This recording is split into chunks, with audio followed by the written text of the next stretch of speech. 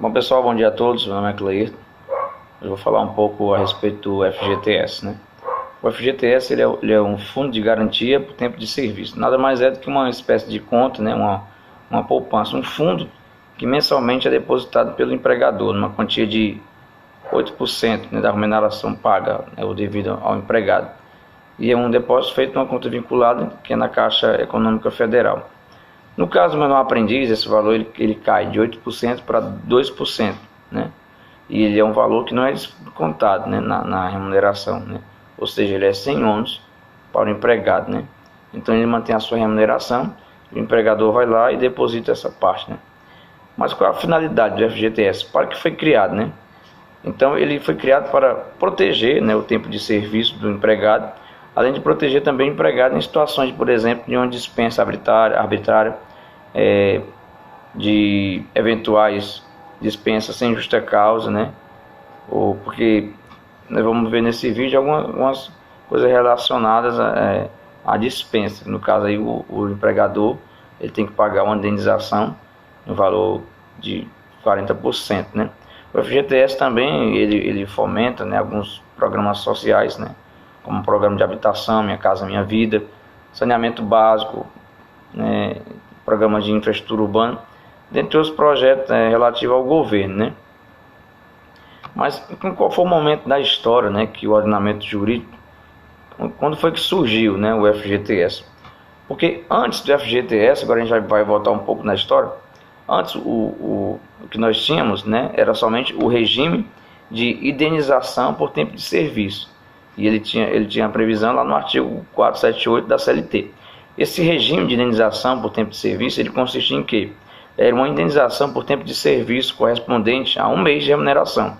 Então, ou seja, para cada ano trabalhado, né, ou uma fração igual ou superior a 6 meses, o empregado ele ganhava, né, um mês de benefício. No caso, se eu trabalhasse 2 anos em uma empresa, 2 anos e 2 meses, e fosse demitido, né, eu receberia, a título de indenização, 2 meses de remuneração, né? Então, uma fração igual ou superior, né, equivale a um benefício de um mês. No caso fosse, se eu trabalhasse 3 anos e 9 meses, né, então eu receberia aí 4 meses de benefício. Havia também, né, no caso aí, a estabilidade decenal. E como é que se dava essa estabilidade decenal? Então, um empregado que ele tivesse 10 anos ou mais, né, servindo na mesma empresa, então ele adquiria esse benefício, essa estabilidade, né, estabilidade decenal, né, relacionada a 10 anos ou mais da empresa. Era uma garantia que ele não poderia ser dispensado sem justa causa, né? O empregado se tornava uma pessoa estável como um concursado. Então ele não poderia ser dispensado somente, né, por falta grave, né, que está previsto aí no artigo 482 da CLT. Uma incontinência de conduta, um mau procedimento, né, dentre outros, né. Então, sobre as hipóteses, né, sobre o inquérito da apuração, que deveria ser devidamente apurado, né, para constatar se realmente houve essa falta grave. Então, primeiro o empregador, ele suspende o contrato daquele empregado, né, que possivelmente tivesse praticado essa falta, suspende por um tempo determinado de até 30 dias, né, contados da suspensão do empregado. Então, nesse caso, ele poderia acontecer a primeira situação, né, se fosse reconhecida que o empregado praticou a falta grave, ele seria dispensado realmente por justa causa, com a data retroativa à data da suspensão da hipótese, né.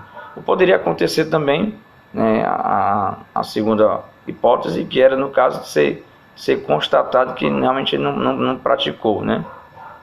Então poderia acontecer de não ser constatado, né. Então seria julgado improcedente. No caso julgado improcedente, né, então o empregador ele tinha que reentregar o funcionário, né. Mas aconteceu que essa estabilidade decenal começou a gerar muitas críticas, né, principalmente, né, nos empresários, porque eles alegavam que essa estabilidade fazia com que os funcionários eles diminuíssem a sua produtividade, né.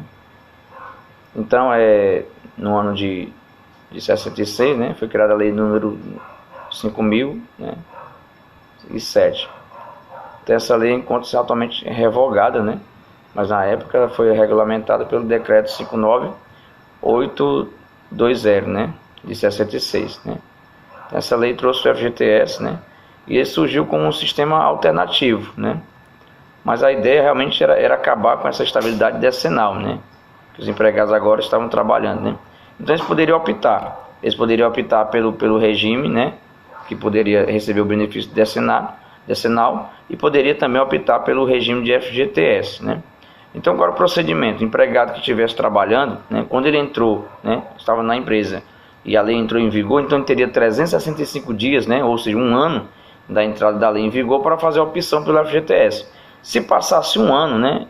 Então ele teria que comparecer na Justiça do Trabalho para optar pelo FGTS, né, através de um procedimento, né, de uma jurisdição voluntária. No caso dos novos empregados, né, eles faziam o quê? Eles faziam no momento da contratação, eles já faziam ali, por escrito, a sua opção, né, e também era assinado na carteira, né, a sua carteira na CTPS, né. Só que esse sistema de escolha ele permaneceu até a Constituição de 88, né. Então o FGTS passou a ser obrigatório para todos os trabalhadores urbanos e rurais. Então o FGTS ele passou a ser um regime único, né?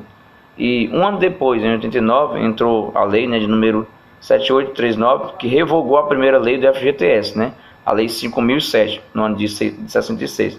Então a maior inovação dessa vez foi o quê? Foi a concentração de todas as contas vinculadas do FGTS em apenas uma instituição, né, que atualmente é a Caixa Econômica Federal.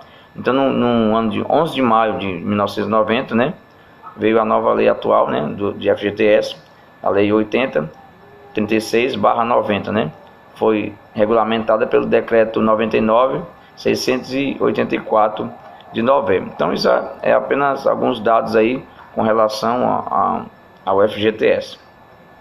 Eu sou a Clara e eu vim falar um pouco da parte prática do FGTS para vocês. Hoje, atualmente, a lei que está em vigor, que fala sobre o FGTS, é a Lei 8.036 de 90. E essa lei fala como o recolhimento, como as hipóteses de que pode ser retirada, a prescrição, fala sobre tudo que precisa do FGTS. Vou começar falando um pouco do recolhimento.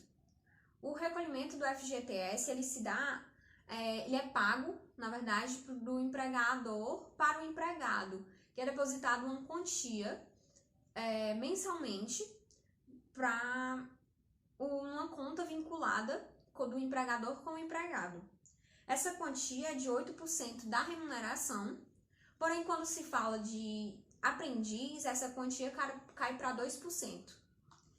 E quando o empregador der causa ao término de contrato de trabalho, ele vai ter que recolher 40% do depósito realizado do FGTS, chamado de multa rescisória, que é depositado também na conta vinculada. E além desses 40%, o empregador também vai ter que pagar 10% para a União. Também a gente precisa saber uma coisa que é muito do FGTS, as hipóteses em que pode ser retirada, que está no artigo 20 da lei do FGTS, a 8.036 de 90, e eu vou ler aqui um pouco sobre quais as hipóteses as mais importantes. Primeiro, quando for demitido sem justa causa, que é a maior hipótese, quando encerrasse um contrato por prazo determinado, quando a empresa em que estiver trabalhando encerrar suas atividades em virtude de falecimento do empregador individual ou de nulidade do contrato de trabalho e falência, em rescisão de contrato de trabalho por culpa recíproca ou força maior, na ocasião da aposentadoria, lembrando que nem sempre quando se aposenta quer dizer término do contrato de trabalho, em caso de necessidade pessoal urgente e grave em consequência de desastre natural que tenha atingido sua área residencial ou quando for decretado situações de estado de emergência ou calamidade pública em sua cidade, na suspensão do contrato avulso em prazo igual ou superior a 90 dias, no falecimento do trabalhador pelos seus dependentes, ou seja, quando o trabalhador falece, a sua família pode receber o FGTS. Por trabalhadores que tenham idade igual ou superior a 70 anos. Quando o trabalhador ou qualquer dependente for portador de HIV ou de câncer. Quando o trabalhador ou qualquer dependente estiver em estágio terminal em virtude de uma doença grave. Quando a conta de FGTS estiver sem depósito durante 3 anos ininterruptos, desde o afastamento tenha ocorrido até 13/7/90, quando o trabalhador permanecer por 3 anos ininterruptos fora do regime do FGTS, tendo como data de afastamento dia 14/7/90, inclusive podendo, neste caso, fazer o saque a partir do mês de aniversário do titular da conta. Para amortização, liquidação de saldo devedor ou pagamento de parte de prestação de imóveis adquiridos com sistemas imobiliários de consórcio, para compra de casa própria, liquidação ou amortização, pagamento de parte da prestação de financiamento habitacional ou sistema financeiro habitacional. Bom, essa é uma das causas, das hipóteses em que pode o FGTS ser retirado. Também é necessário que a gente saiba a prescrição do FGTS. Antes, o FGTS ele prescrevia com 30 anos a partir da lesão do direito, quando se percebia que o FGTS não estava sendo depositado, a pessoa tinha até 30 anos para requerer esse direito. Hoje, a súmula 362 do TST vem falar outra coisa. Eu vou ler aqui a súmula para vocês, tá? Súmula 362 FGTS. Inciso 1. Para os casos em que a ciência da lesão ocorreu a partir de 13/11/2014, é quinquenal a prescrição do direito de reclamar contra o recolhimento de contribuição para o FGTS, observando o prazo de 2 anos após o término do contrato. Ou seja, agora, antes era 30 anos, agora são somente 5 após quando você percebe que o direito foi lesado. E no inciso 2 ainda fala, para os casos em que o prazo prescricional já está em curso, em 13/11/2014, aplica-se o prazo prescricional que se costumar primeiro, 30 anos contando do término inicial ou 5 anos a partir de 13/11/2014.